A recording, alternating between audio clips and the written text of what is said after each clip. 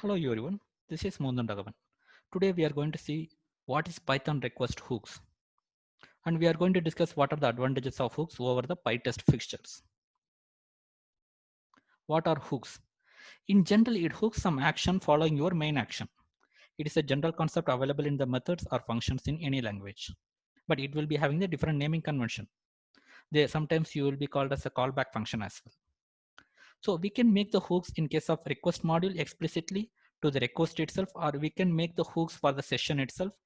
These hooks will be alive throughout your sessions. The references I have took that is mentioned here so that you can take it later. So let's jump into the code and understand the hooks in very simple way. The first statement, import request, it is a normal statement. Then after I'm going to create two methods which has to be executed for the response after I get the response from any URL. For simple understanding, I'm going to print the status code for the response and I'm going to print the headers for the given response. I have created two simple methods and this is shown here. Okay, fine. The next one is I'm getting the response from the python.org and I am saving into the variable called response. As discussed earlier, I'm going to use that methods, which is nothing but a response status code and response header will be printed after this statement, line number 10 and 11. Okay, fine. Then after in certain time, I want to get the response from the other URL, which is nothing but req.res.in. So the similar fashion, I'm going to pass this response variable to the two predefined methods, and I'm going to get the printed statements for the response status code and the response header. It looks simple, but however, in case of very valid code or it's a refactored code, we should not be using the same statements again and again, and we should be using the reusability concept in our coding. So for that reason, we will just improve our code a little bit further to the version 2. Here you can see the first two methods remain same, or two functions remain same. And then after we are going to use request.get and the URL, and we have the special parameter in the request.get method, which is nothing but hooks. And it has some key value. The key value is response and the list of methods or each method or a simple one method. In this case, the response is a predefined as per the documentation. I'm going to pass the response to this. Okay, fine. Then I need to give the list of methods that has to be executed with the response what you get from this method. Here you can see I have sent the list of two methods, which is nothing but print response status code and print response header.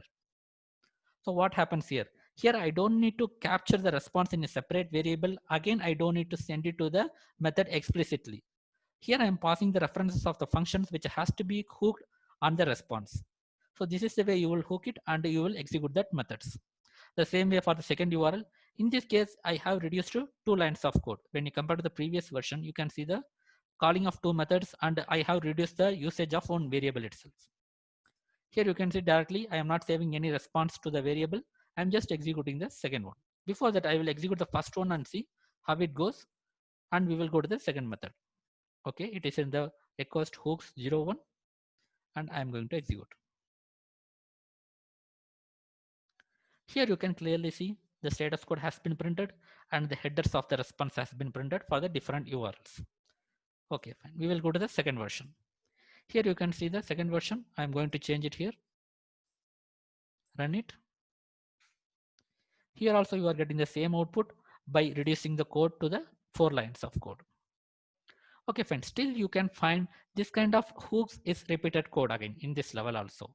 So for that reason, you can still make the hooks not at the request level, at the session level. Session in the sense whenever your module start executing, the session will be created. If you have some variables or some parameters that is attached to the, let's say, session, that session parameters will be used along throughout the session. That means that throughout your execution.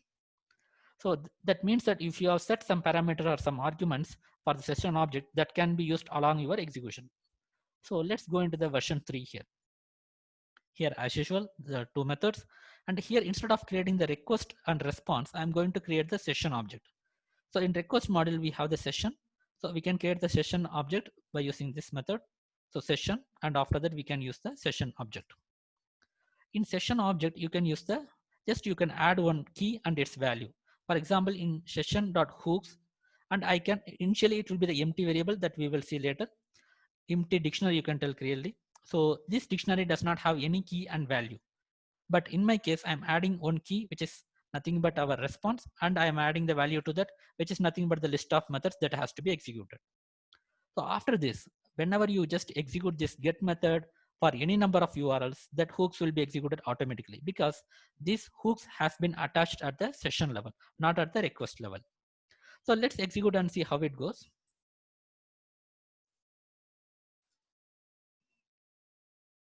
Here you can see the similar kind of output what we used to get in the previous sessions or previous versions, such as like request 1 and request 2. But here in this case, you can clearly see once you have set the session object along with hooks setup, you can run any number of requests. You don't need to explicitly mention your hooks because this hooks has been executed for each and every URL. But however, we have discussed there is a special variable called session object has the special variable called hooks that we will see. What is the value before execution and after execution?